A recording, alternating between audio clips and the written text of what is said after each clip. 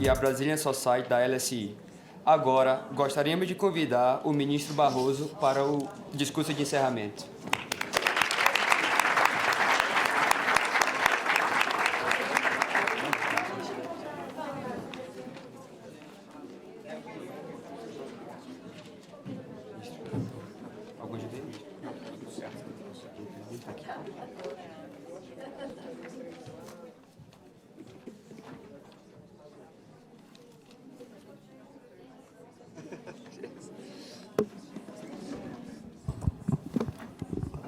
Meus queridos amigos, eu tranquilizo a todos, eu não sou uma dessas pessoas que adora ouvir longamente a própria voz, de modo que eu serei muito breve, apenas para registrar. Em primeiro lugar, o meu agradecimento, uma vez mais, aos organizadores por me escolherem como presidente de honra desse evento.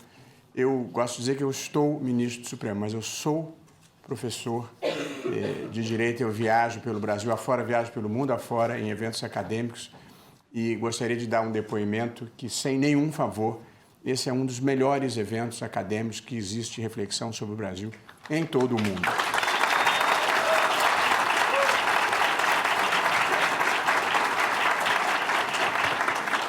Isso se deve, eu penso, ao espírito dos organizadores, ao espírito dos palestrantes e a determinação de as pessoas se ouvirem, que de resto é uma das coisas que a gente mais está precisando no Brasil. A democracia tem espaço para liberais, para conservadores, para progressistas, só não tem espaço para a intolerância, a violência, a incapacidade de aceitar o argumento do outro para considerá-lo, de modo que, sem abrir mão das próprias convicções, é perfeitamente possível viver em harmonia com todas as ideias. A democracia não é nem um regime do consenso, nem um regime em que eu venço sempre.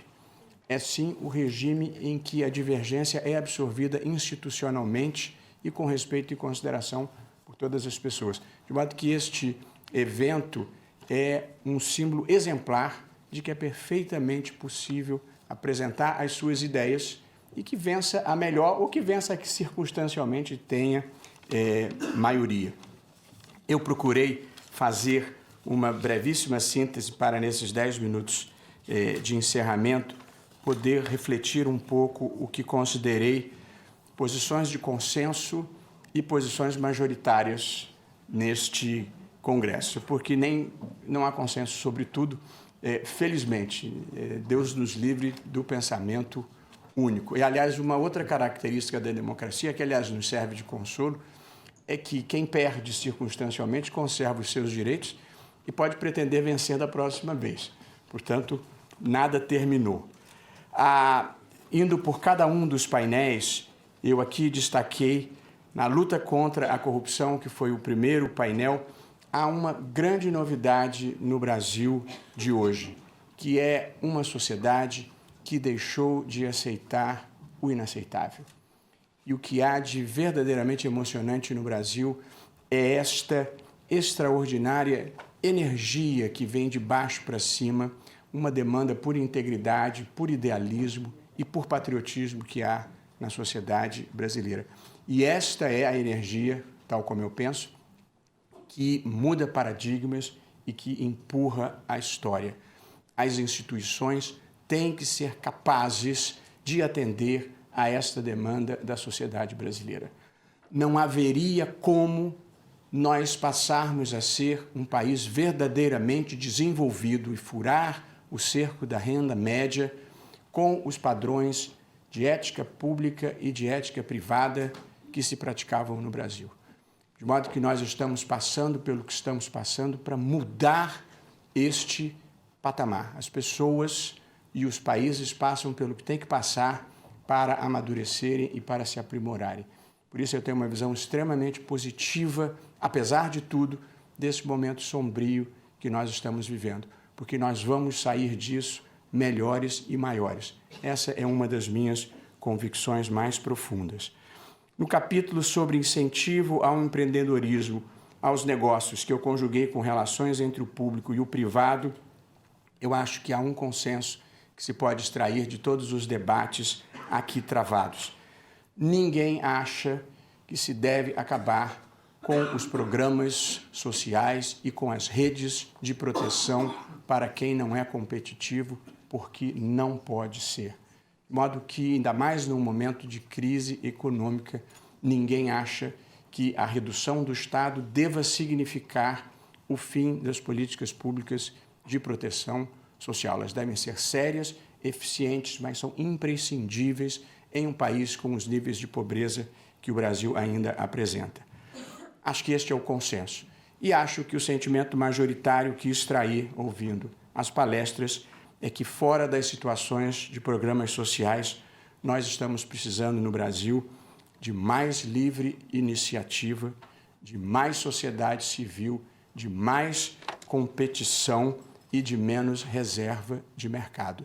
Nós precisamos, fora das situações de demandas sociais, abandonar essa profunda dependência que temos em relação ao Estado e criarmos uma sociedade civil mais autônoma, que dependa menos de governo, que dependa menos de Estado. A sociedade precisa ser capaz de tomar o seu destino nas mãos e não ser totalmente dependente do poder público.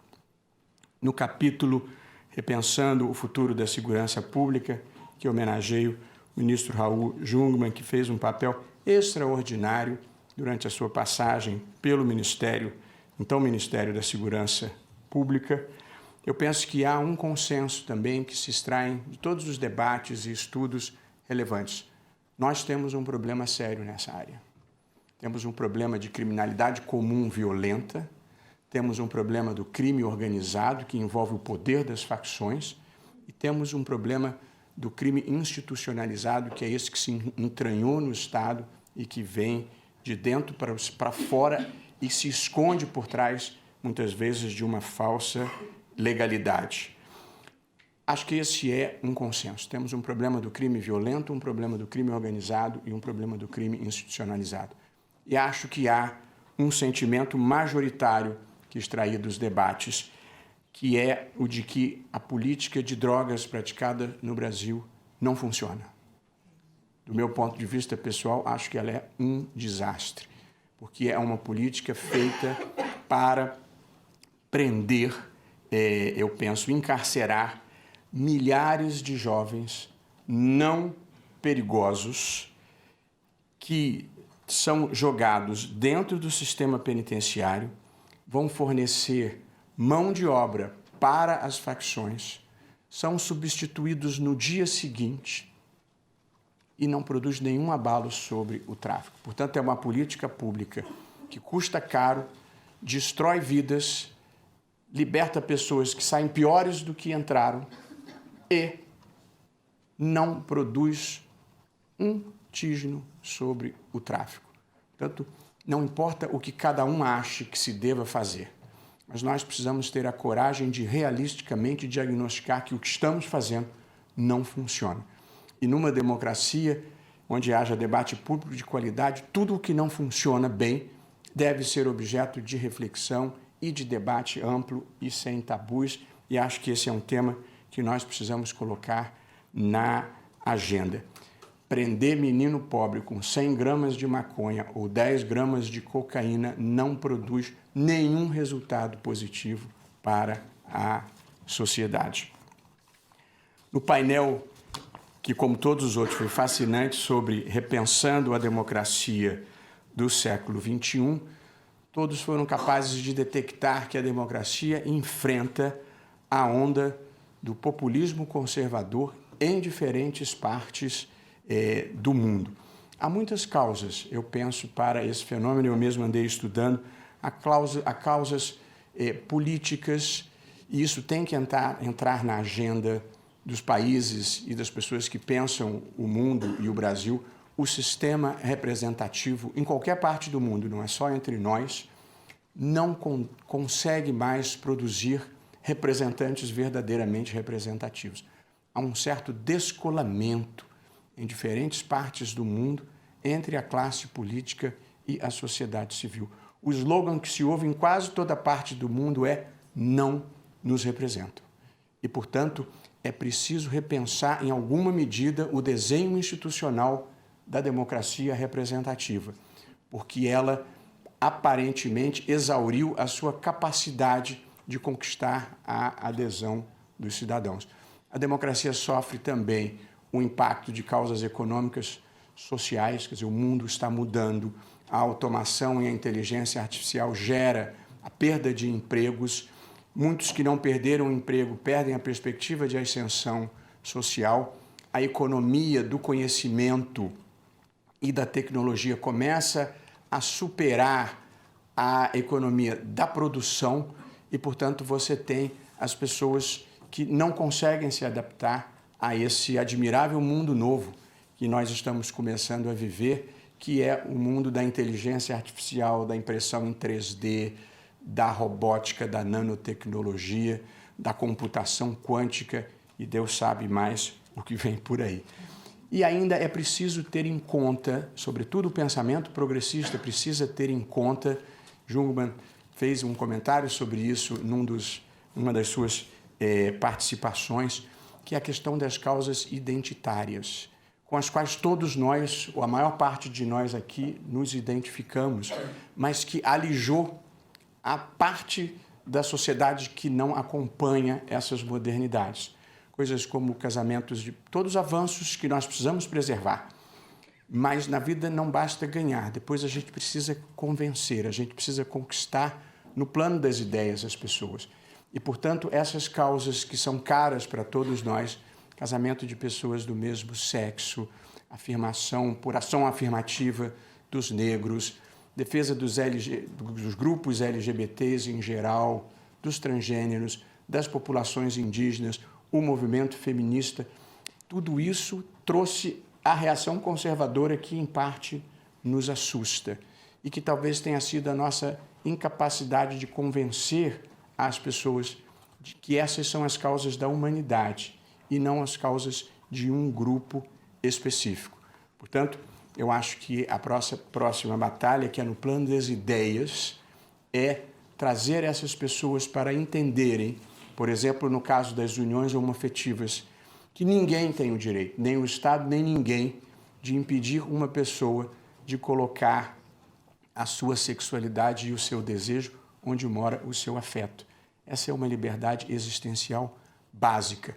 Não é possível que nós não consigamos convencer as pessoas de bem que até agora não aderiram a esse tipo de ideias.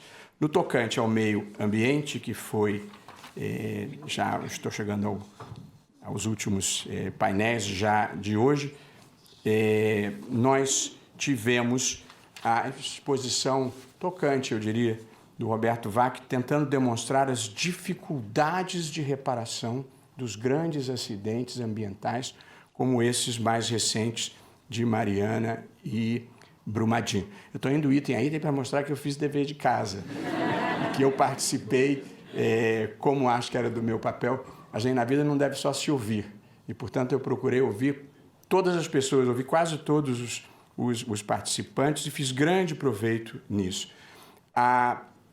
Depois tivemos a nossa representante das comunidades indígenas enfatizando a necessidade de respeito pelo modo de vida e pelo modo de produção dessas comunidades. A gente tem que ser capaz de sair um pouco de si e do que nos parece natural e óbvio para respeitar também a realidade do outro. E, sobretudo, nós precisamos de deixar de tratar a Amazônia como se fosse um passivo, uma liability, já que está todo mundo estudando aqui, e passar a tratá-la como um ativo. Nós temos a maior reserva de biodiversidade do mundo e nós a tratamos como se ela fosse um estorvo ao desenvolvimento, sendo que o avanço do desmatamento não elevou em um ponto percentual sequer a economia dos estados amazônicos. Portanto, nós estamos destruindo a floresta sem nenhum proveito, nem para o país, nem para as pessoas, com grande perda para o mundo em geral. As melhores cabeças tinham que se dedicar a pensar uma forma de compensar a Amazônia, de compensar os seus habitantes, de compensar o Brasil, para que a floresta de pé seja mais valiosa do que a floresta derrubada. Eu acho que esse é um desafio que nós temos, transformar o interesse público num interesse privado legítimo para que a preservação da floresta seja uma causa coletiva e não uma causa contra quem esteja querendo plantar, criar gado, plantar soja ou empreender de qualquer outra forma. Depois tivemos o debate sobre os desafios da educação, que foi o penúltimo e excepcionalmente interessante para quem se interessa por esses temas, e vimos a documentação do sucesso das políticas públicas adotadas em Sobral e no Ceará, aqui expostas pelo senador Cid Gomes. Tivemos o depoimento emocionado e emocionante da professora Débora Garofalo. Se eu talvez pudesse eleger um símbolo para um evento em um país que precisa tanto de educação básica, eu certamente elegeria a professora Débora, sem demérito para nenhum dos outros participantes. E ouvimos da professora Maria Helena Castro, cujo papel na educação brasileira não pode deixar de ser louvado. Primeiro, a constatação óbvia de que problemas complexos não se resolvem com uma bala de prata. Essa é a primeira evidência que ela expôs aqui. O segundo, de que o maior problema na educação, ou um dos maiores problemas na educação, certamente é a não alfabetização das crianças na idade certa. E, portanto, deveríamos transformar isso num grande projeto nacional, aprofundando as políticas públicas que já existem. E eu sei que isso depende muito de Estado e de políticas de governo.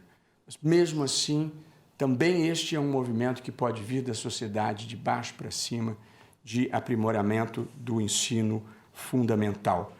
E a observação relevantíssima de que o maior problema não é a falta de verbas, é um problema de má gestão. E, portanto, é nisso que nós precisamos investir a melhor energia e estar de olho na configuração do Fundeb, Dr. Guaranis. Portanto, estaremos todos aqui prestando muita atenção no que vai sair de lá, embora isso também dependa do Congresso, mas acho que o governo tem um papel importante.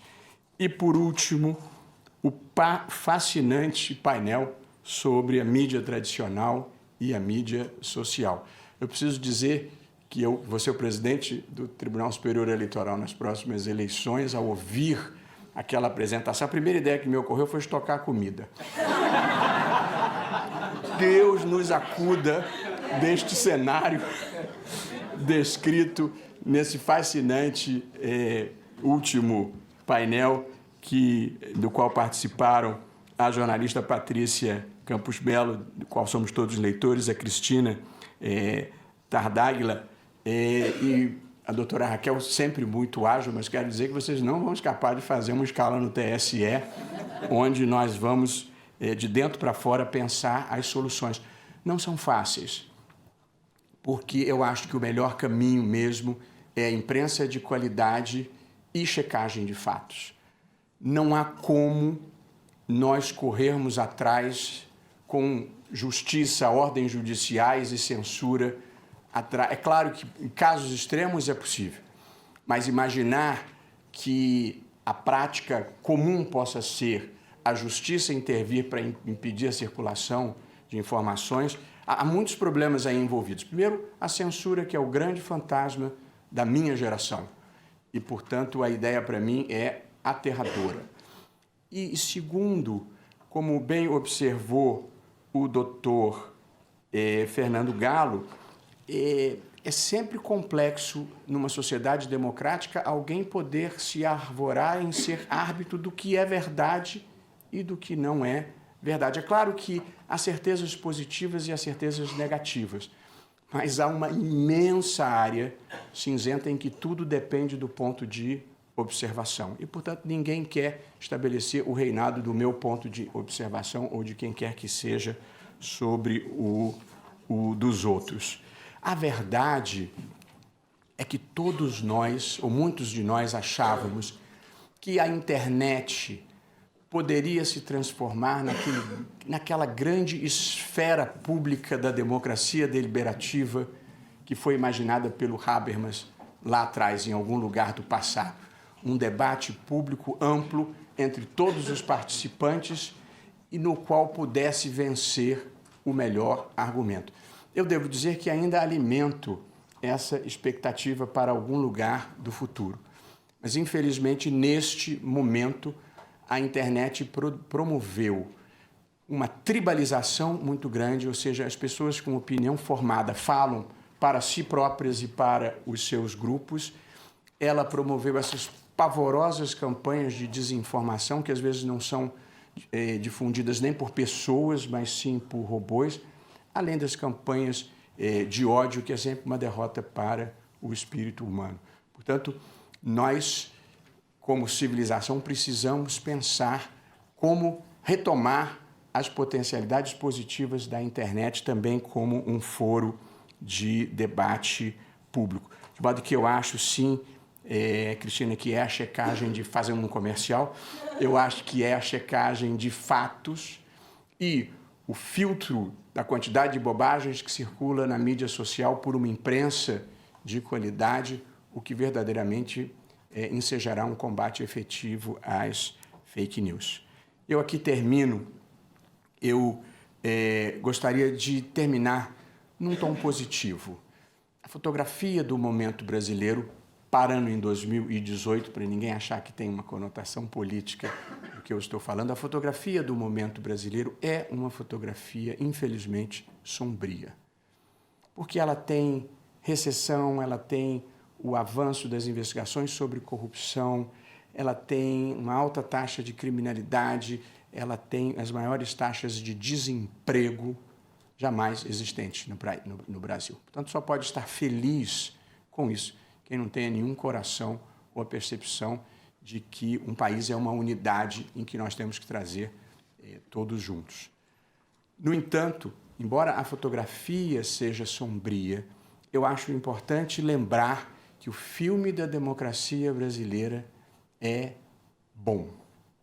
Ele tem estabilidade institucional, ele tem estabilidade monetária, ele teve significativa inclusão social e ele teve, nesses 30 anos, avanços importantes no direito das mulheres, no direito dos negros, no direito dos gays, nos direitos das populações indígenas, liberdades públicas, liberdades de expressão e até a ética animal nós conseguimos inserir no debate público brasileiro, também num avanço civilizatório importante. Portanto, a gente não deve se deixar hipnotizar pelo momento circunstancial pelo qual nós estamos passando, porque ele é, como procurei dizer, ele é circunstancial.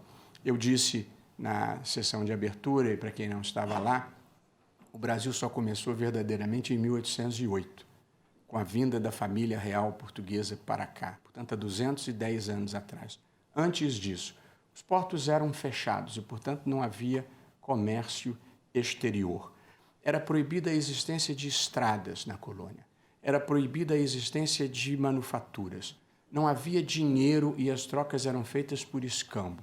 1/3 da população era de escravos e 98% da população era analfabeta. Essa era a infraestrutura do Brasil há 210 anos atrás, o que é um suspiro na história.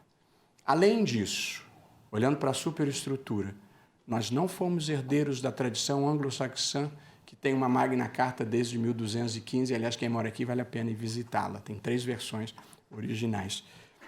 Nós, queridos como são nossos irmãos portugueses, fomos herdeiros do último país da Europa que acabou com a Inquisição, o último país da Europa que acabou com o tráfico negreiro e o último país da Europa que superou o absolutismo. E com esta infraestrutura que eu descrevi, e com esta superestrutura que acabo de lembrar, em 210 anos nós nos tornamos da 4ª maior democracia do mundo em uma das 10 maiores economias do mundo. O Brasil foi um dos maiores sucessos do século XX. E, portanto, olhando a história brasileira em perspectiva, nós temos uma história de sucesso. E, além disso, somos um país multirracial, multicultural, em que as pessoas, como regra geral, têm uma imensa alegria de viver. Portanto, eu acho que nós, acertando o rumo, nós seremos um exemplo de civilização para o mundo. Pelo menos essa é a minha crença, aliada à minha crença mais profunda com a qual eu termino essa nossa conversa, que é a seguinte: a história é uma marcha contínua na direção do bem e do avanço civilizatório. Às vezes, olhando da superfície, a gente não percebe isso. Mas se nós olharmos para a timeline, para os eventos importantes ao longo do tempo, nós fomos de uma época de aspereza e de sacrifícios humanos, passamos por tiranias, escravidão, perseguições, genocídios e chegamos à era dos direitos humanos. Eles ainda não são realidade em toda parte do mundo, mas eles já venceram a batalha maior, que é a batalha das ideias, a batalha no coração e na mente das pessoas. Portanto, nós estamos andando na direção certa. A história flui como um rio subterrâneo, o seu curso certo, mesmo quando a gente não consegue perceber. Por isso que eu tenho essa visão positiva e construtiva do Brasil e da humanidade de uma maneira geral. Como a gente não tem controle sobre tudo, a gente só tem controle sobre o que a gente faz. Eu termino com o meu slogan pessoal, que me anima nos bons e nos maus momentos. Não importa o que esteja acontecendo à sua volta. Faça o melhor papel que puder. Muitíssimo obrigado.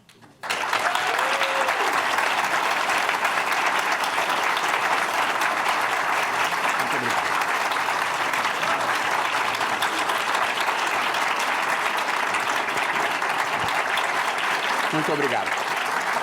Muito obrigado. Muito grato. Obrigado de coração. Agora, para encerrar, eu gostaria de chamar aqui na frente os coordenadores do Brasil UK Forum de 2019, que nos proporcionaram esse momento adorável de deleite intelectual. Portanto, gostaria de chamar o coordenador de logística, que aliás cuidou de mim pessoalmente, Caio Garcês.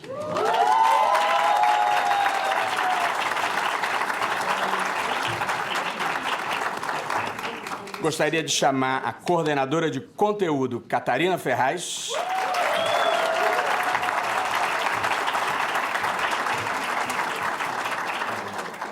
Gostaria de chamar o... Epa, esse é o craque. Coordenador financeiro, Cristiano Gomes.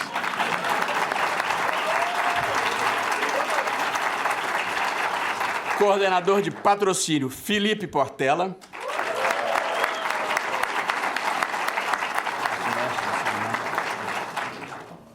E, finalmente, o coordenador de comunicação, Marcos Bezerra.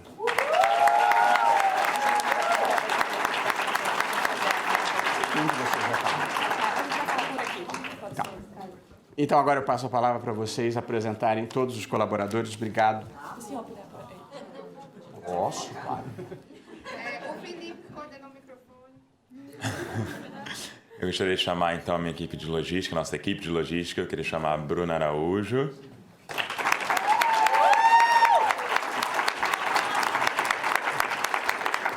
Eu queria chamar a Isa.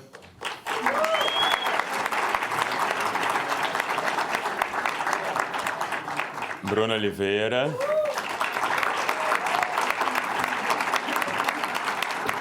Estou procurando para ver meus rostos. O Pedro.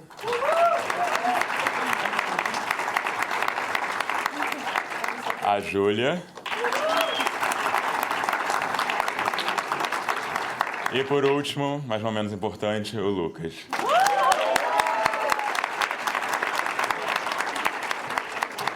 Agora eu gostaria de chamar a equipe de conteúdo. Rafaela.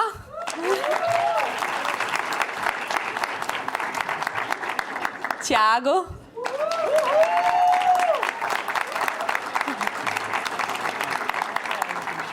Luciane.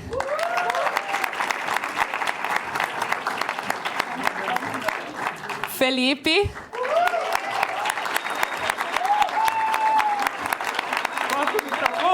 E Diogo.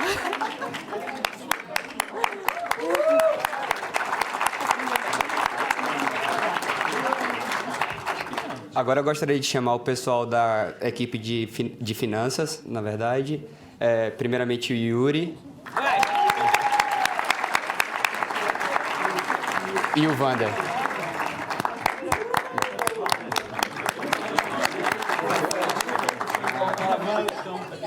E o Vander.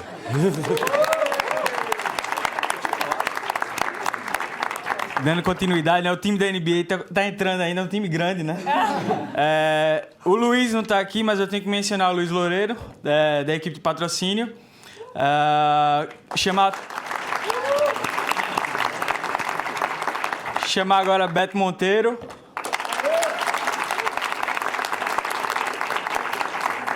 E Cláudia, nossa mestre de cerimônias de hoje.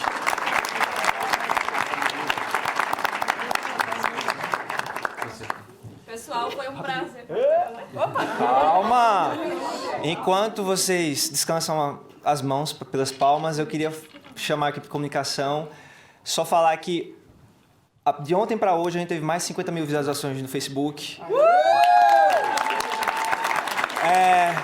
Até onde nos consta, todos os veículos de imprensa que aqui vieram, a gente agradece, conseguiram entrevistar todo mundo que queria. Então eu queria chamar nominalmente aqui Gabriela Basso, que está com o seu noivo ali.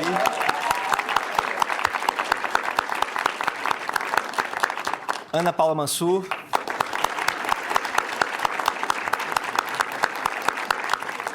Renan Oliveira, o Renan Souza, o homem do Fake News.